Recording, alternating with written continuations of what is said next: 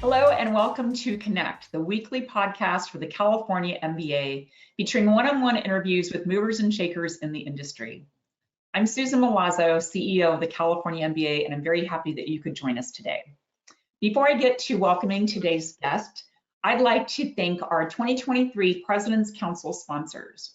Now, these are a group of companies that provide a tremendous amount of financial support for our organization, in large part so that we can continue to be the strong voice for the real estate finance industry before the California State Legislature and our regulators. So help me thank our President's Council sponsors for 23, and those companies are AmeriHome, Arch MI, Consolidated Analytics, Funding Shield, Guild Mortgage, Accelerate, Rocket Mortgage, and Western Alliance Bank. Thank you all so much for your support in 2023. We greatly appreciate it.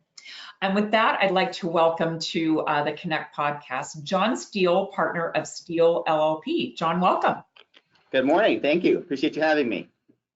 Well, let's dig into it. I always like starting out with hearing how people came into the mortgage industry. So why don't you tell us your journey into representing the real estate finance industry from a legal perspective? Sure. You know, it's interesting. I've been in this industry for quite a while now, over a decade. And it seems like everyone I talk to, nobody initially set out with the design to be in this industry.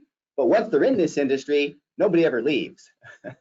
So my route was probably somewhat similar to that. I started my legal career at Latham & Watkins in Los Angeles, which is a large international firm, mostly representing financial service providers in class action lawsuits, securities class action lawsuits. After about 7 or 8 years at Latham & Watkins, I went to a small litigation boutique firm in Los Angeles, and there began starting to represent mortgage servicers and wrongful foreclosure cases, and things of that nature. I guess it was end of 2014, I had an opportunity to move from Los Angeles down to Orange County and join a firm that was in the default servicing space and help them start a litigation practice there. So I developed a litigation practice at that firm, and then in approximately, I guess it was 2019, and my timing probably couldn't have been any worse, I left that firm and started my own firm, just in time for COVID. So I started a firm in 2019, had gotten some of our regulatory approvals, started onboarding clients, and then COVID hit and sort of shut everything down for a few years. That is, yeah, we all think back to what we were doing in 2019. It's like we didn't know what we didn't know, right? But right. You've got a thriving company, and very happy that you're involved with our association. So as you mentioned, your firm specializes in default servicing. We're certainly in a tough market in 2023. What would you share is the number one thing servicers should be concerned about this year? Well, in California, I mean, we're coming off sort of an unprecedented time, having gone through COVID and really having sort of the entire foreclosure market shut down for over 2 years. Now that we're back up and running, I think what servicers really need to do is, before they start moving towards foreclosure, scrubbing their files, making sure that they have, especially in California, complied with all of the homeowners' Bill of Rights requirements, making sure that they have reached out to the borrowers, that they have contacted them, that they've tried to assess their financial condition, explored loss mitigation options, and sort of worked through that process, and make sure that they've done everything they can to try to help the borrower either become current or modify their loan. Then obviously, if they've done everything, they've jumped through all the hoops, and they still need to proceed with the foreclosure, just making sure that all of their ducks are in a row, that they've crossed all of the T's, dotted all the I's, and that the file is as clean as possible moving into foreclosure. That's great advice. Yeah, there are definitely a lot of nuances to compliance with California Homeowner Bill of Rights. Difficult market, but good advice for servicers for sure. So this year, you are going to be a speaker at our Legal Issues and Regulatory Compliance Conference that's happening December 11th and 12th in Orange County. There is still time for everybody to register if you'd like to join us for that conference. It's always got a lot of good content. Can you give us a sneak peek of some of the topics that you might be covering in your presentation? Sure, I'm on a panel that's going to talk about sort of litigation trends and sort of what we're seeing currently. I think it's going to be a fantastic panel. I think the conference is going to be terrific. Here's my plug. Please sign up, everybody. I think it's going to be well worth your time. So one of the issues that I intend to talk about is sort of the fallout from SB 1079, which altered the civil code statutes in California and the foreclosure process. As I'm sure you know, now in California, once a foreclosure auction has taken place, certain qualified bidders have an opportunity to purchase the property after the auction by submitting a declaration saying that they qualify with the statutory requirements as an eligible bidder. What I think has occurred is that there are a lot of perhaps unscrupulous individuals who are trying to use that process to unfairly game the system, saying that they're going to be a prospective owner-occupant when in fact they don't intend to be occupy the property. They're purchasing it more for investment purposes. And so we're starting now to see some litigation around these issues. Recently, we were contacted by a third-party purchaser who was the winning bidder at the auction, but then got outbid by somebody in the post-foreclosure auction process, who they didn't think qualified as an actual potential owner-occupant. So they were issuing subpoenas and filing a lawsuit, trying to get the property back as the winning bidder at the auction. So this is raising a whole bunch of issues for foreclosure trustees, for purchasers of properties at foreclosure auctions, and for people interested also in purchasing properties as a prospective owner-occupant or as a tenant buyer, who qualify under the statute to make these post-foreclosure bids. So I'll be discussing some of those issues and some of the best practices I think that I would recommend for sort of making sure that you stay clear of potential litigation traps.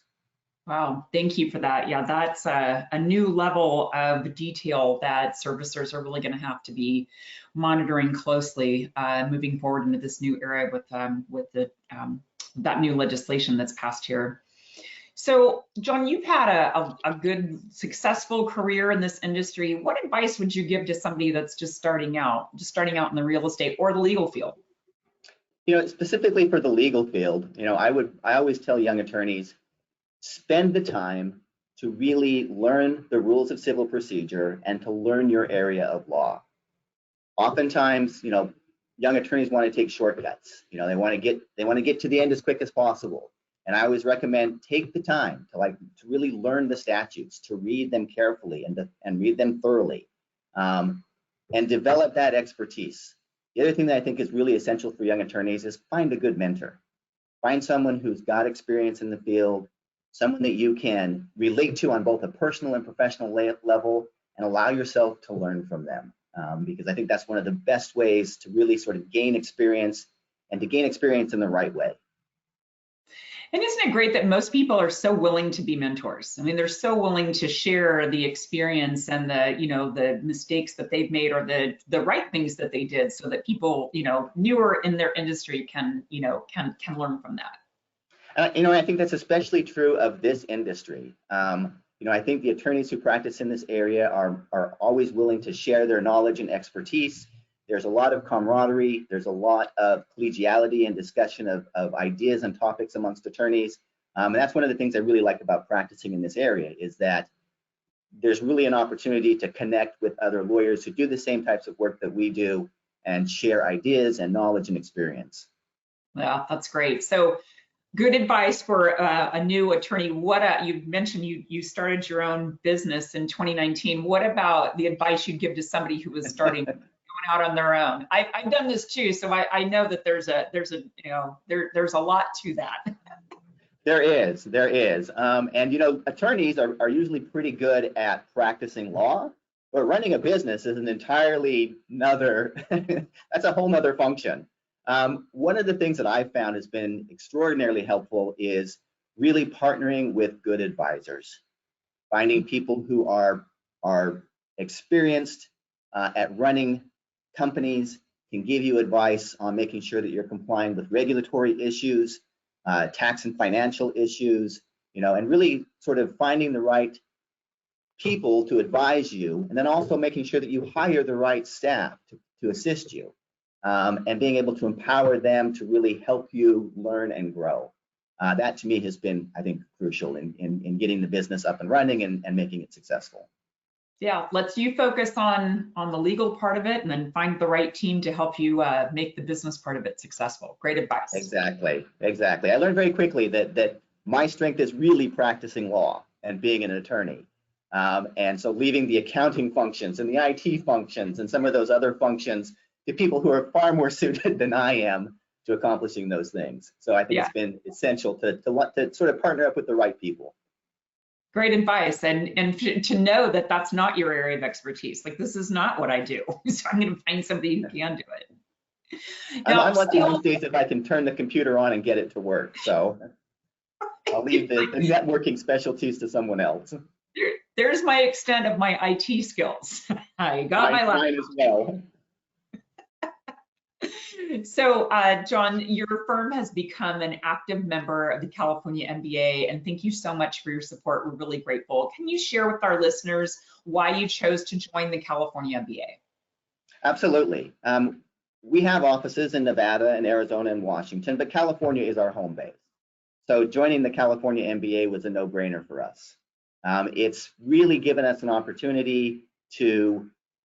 There are three things that I really love about MBA. Number one is the legal advocacy. The MBA does a great job of advocating for the industry before legislatures and regulatory bodies.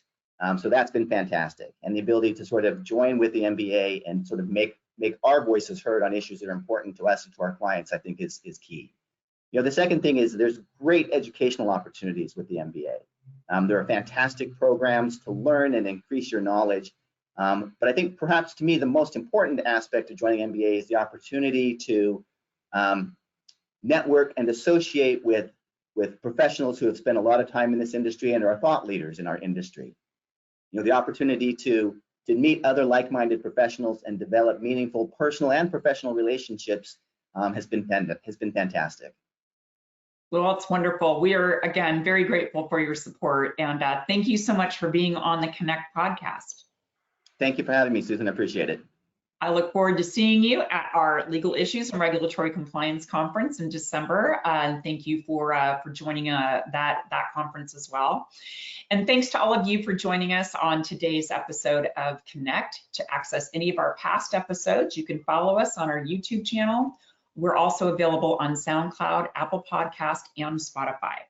That's it for this week, and we'll see you next time on Connect. Here we go.